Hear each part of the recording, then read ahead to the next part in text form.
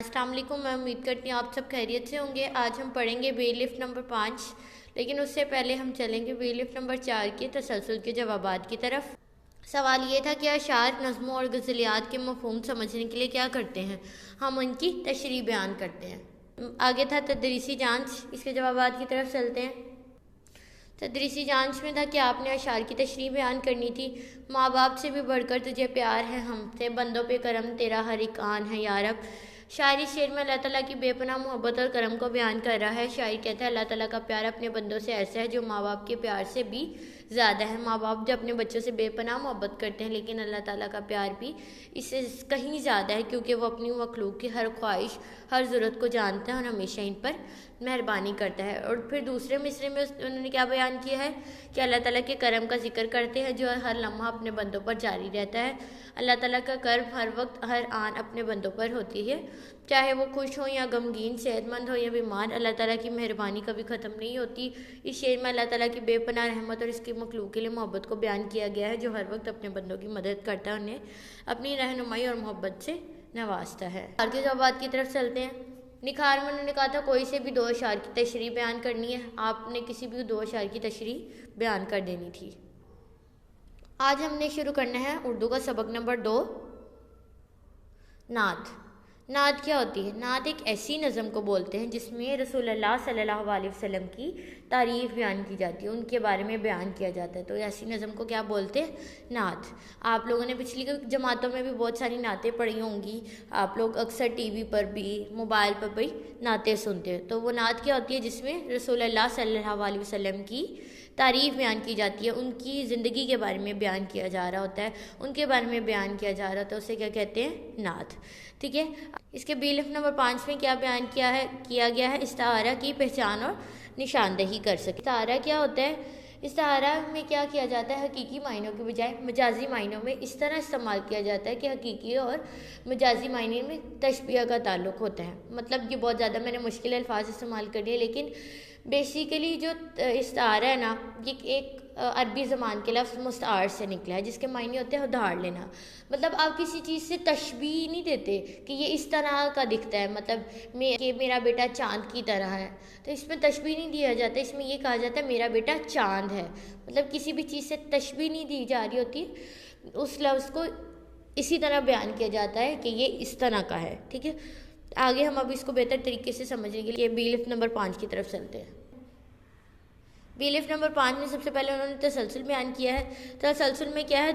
दर्ज झैल में से तशबीह पहचान कर अलहदा करें। मतलब तशबीह क्या होता है? किसी भी चीज़, इंसान को या किसी भी चीज़ को दूसरी चीज़ के साथ उसका मुआवजना करना कि ये इस तरह दिखता है। जैसे अली शेर की तरह बहादुर है, तो अली को किससे तशबीह दी जा रही है? शेर से। दुल्हन चांद के मानित हसीन है, इसके हाथ बर्फ़ की तरह ठंडे हैं। आमना के दांत मोतियों जैसे सफ़ेद हैं, हिरन की तरह तेज़ दौड़ता है। तो आपने इसमें से तशबीह पहचान कर अलग करनी है। आगे है मरकज़ियत। मरकज़ियत में क्या बयान किया गया है? इस्तारा।